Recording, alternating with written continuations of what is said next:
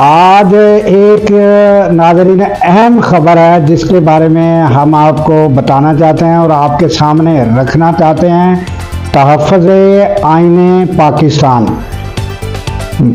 P T I کی جانب سے ایک کانفرنس منعقد کی گئی ہے۔ اس میں ہر طبقہ فکر کے لوگوں کو مدعو کیا گیا اور وہاں اسپیچز جو ہوئی ہیں اس میں بہت سے لوگوں نے بہت اچھی اسپیچ کی ہیں، مگر میں نے ایک اسپیچ آپ کے سامنے رکھنی ہے، وہ ہے متی اللہ جان۔ انہوں نے جو صحافیوں کا اس وقت کردار ہونا چاہیے وہ بتایا، جو اب ہو رہا ہے، کیا کردار ادا کر رہے ہیں اور کیا کرنا چاہیے وہ انہوں نے سامنے رکھا ہے، اور ماضی میں کیا کیا قربانیاں دی صحافیوں نے اور اب صحافیوں کی کیا پوزیشن ہے، اور یہ جو یونین ہیں صحافیوں کی ان کی کیا حالات ہیں۔ انہوں نے کمال کر دیا اور سمجھو کہ کھڑاک کر دیا، وہ کھڑاک ہم آپ کے سامنے رکھتے ہیں۔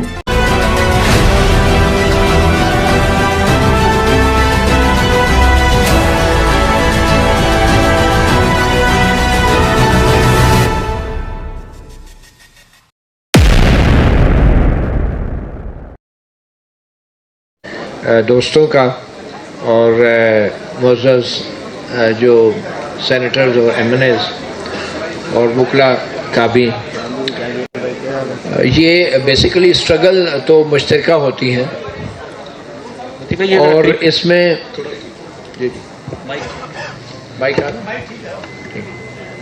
یہ اسٹرگل جو بھی ہوتی ہے مشترکہ ہوتی ہے۔ اس میں کوئی سیاستدان یا صحافی یا وکلا یا سول سوسائٹی ایک دوسرے کو جتنے بھی سوال کرے اچھی بات ہے، مگر ایک موقع ایسا آتا ہے کہ جب سب کو ایک ساتھ بات بھی کرنی ہوتی ہے، اور خاص طور پہ ایک ایسا وقت کہ جس میں باقاعدہ ایک مارشل لا، غیر اعلانیہ تو میں نہیں کہوں گا، میں تو سمجھتا ہوں اس سے بڑا اعلان کیا ہوگا کہ جس طریقے سے عدالتوں کو، پارلیمنٹ کو اور حکومت کو چلایا جا رہا ہے اور میڈیا کو جس طرح کنٹرول کیا جا رہا ہے، اس میں اب مزید کسی اعلان کی ضرورت نہیں ہے۔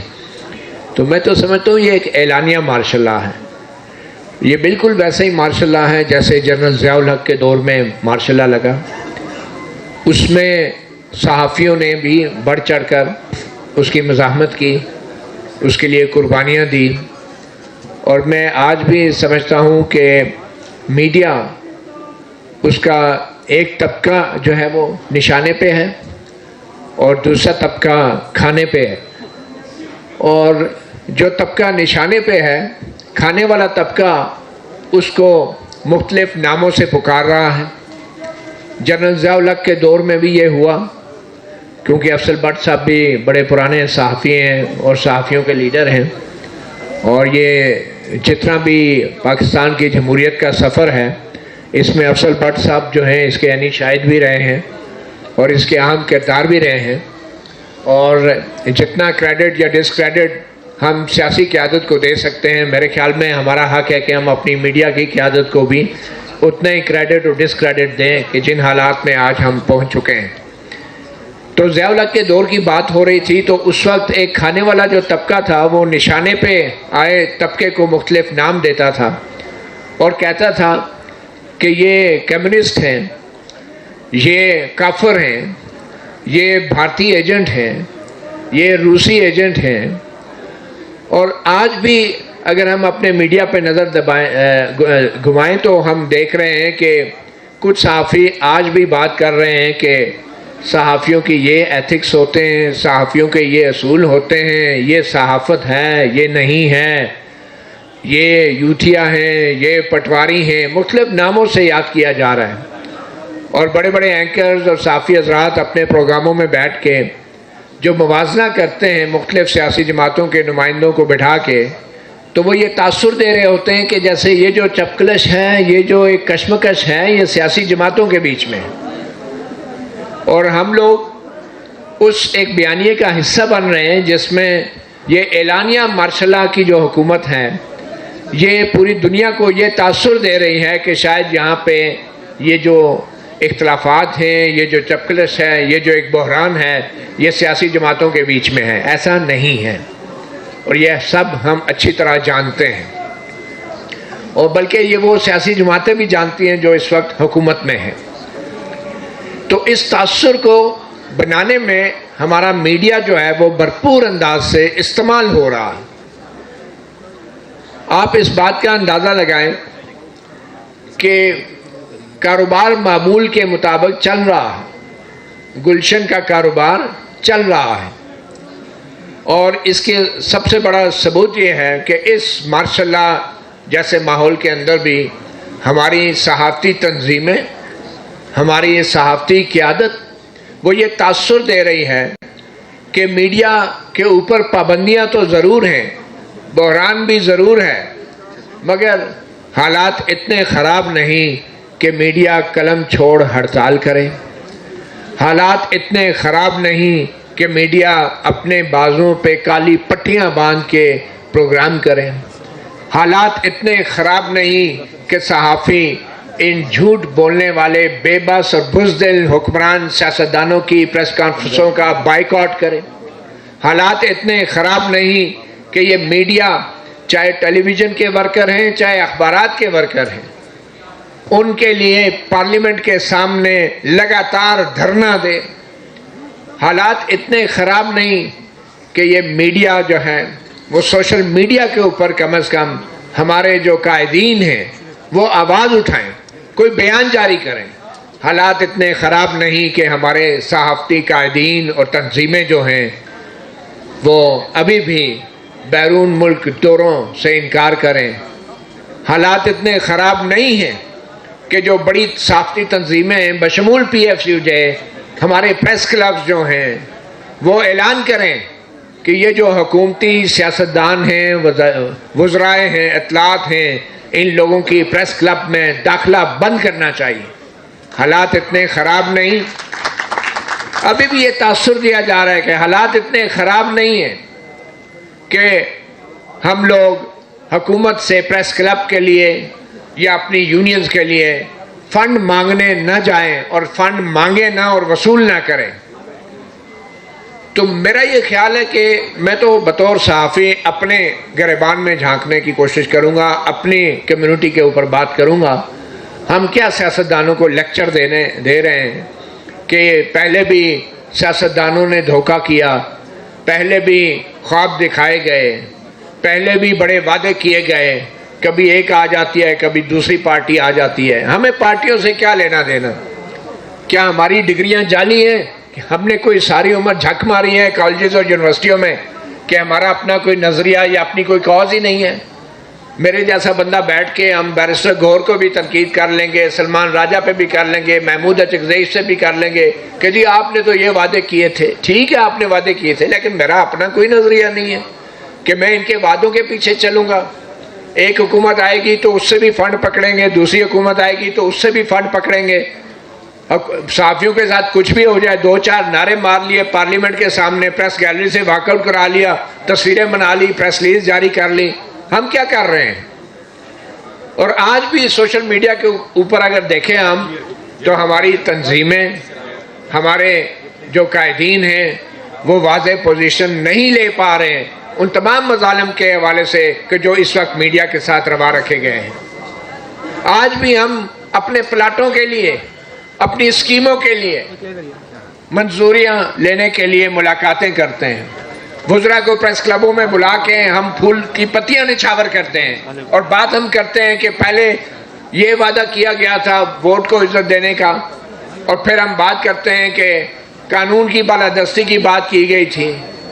مطلب ہم اپنے طرف تو ہمیں دیکھنا چاہیے نا کہ ہم ساری عمر سیاستدانوں کو یہ سوال جواب کر کے اور انہی کو جو ہے انہی کا احتساب کر کے ہم اپنی جسٹیفیکیشن دیتے رہیں گے کہ ہم جو نہیں کر پا رہے بطور صحافی، کیا کچھ نہیں کیا. آج وہ ناصر زیدی صاحب اللہ تعالیٰ ان کو صحت دے، زندگی دے، وہ آج واحد نشانی ہے جنرل ضیاء الحق کے دور میں جو صحافیوں نے قربانیاں دی ہیں، وہ واحد نشانی ہے. ان کو کوڑے پڑے، لاٹھیاں پڑی، ٹارچر ہوا، ٹیئر گیس ہوئے، وہ سب کچھ ہوتا رہا، اور ان کو کیا کہا گیا؟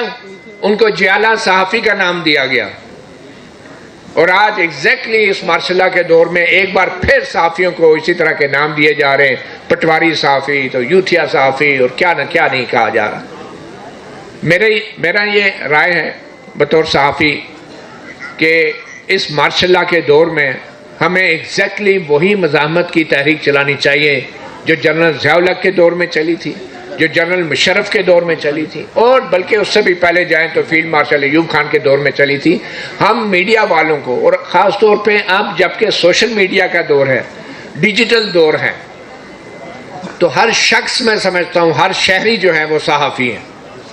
یہ صحافیوں کی یا صحافت کے پیشے پہ جو چند لوگوں کی اجارہ داری تھی، یہ ختم ہو چکی ہے۔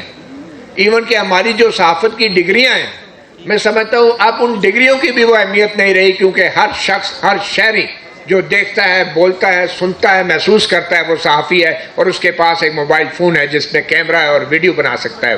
ہر وہ شخص شہری ہے، تو ہمیں ان کو ساتھ لے کے چلنا ہے۔ اور ہم لوگ بطور میڈیا ہم اتنے آبسلیٹ ہو چکے ہیں، اتنے دقیانوس ہو چکے ہیں کہ آج تک ہمارے پریس کلبوں میں یہ چیز واضح نہیں ہے کہ جو ڈیجیٹل میڈیا ہے، جو یوٹیوب چینل ہے، ان کا کیا سٹیٹس ہے۔ ہم لوگ آج تک اپنے آپ کو بدل نہیں سکے وقت کے ساتھ ساتھ، ہم اپنے ساتھ ان نوجوانوں کو اپنی طاقت نہیں بنا سکے پریس کلبوں کے اندر، اور آج بھی معذرت کے ساتھ جعلی رکنیت جو ہے ہم نے پریس کلبوں میں بھی دے رکھی ہے۔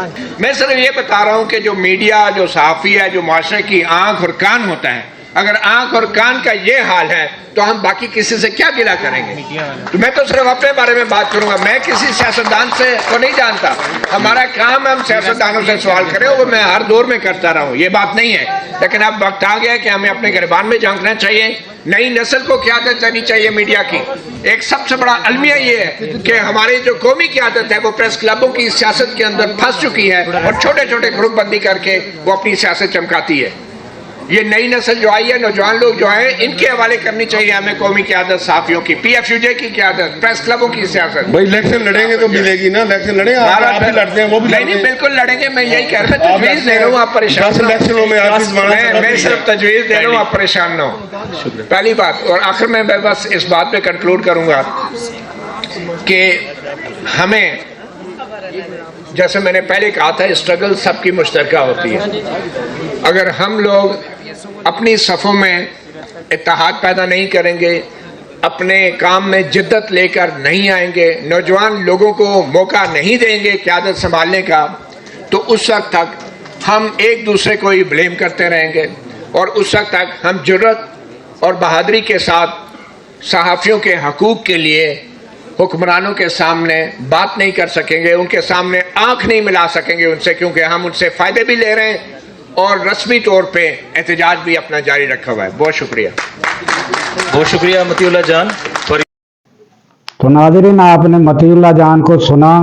اب میرے کہنے کے لیے کچھ نہیں بچا، میں صرف یہی کہتا ہوں کہ متی اللہ جان آپ نے کمال کر دیا، ویل ڈن۔ ناظرین، مجھے دیجیے اجازت کہ اللہ تعالیٰ پاکستان کی خیر فرمائے، پاکستان کی سرحدوں کی خیر فرمائے، اور سرحدوں پر معمور ہمارے جوانوں کو اللہ تعالیٰ شاد و آباد رکھے، کیونکہ ناظرین جب ہم راتوں کو سو رہے ہوتے ہیں وہ سرحدوں پر جاگ رہے ہوتے ہیں۔ اللہ حافظ۔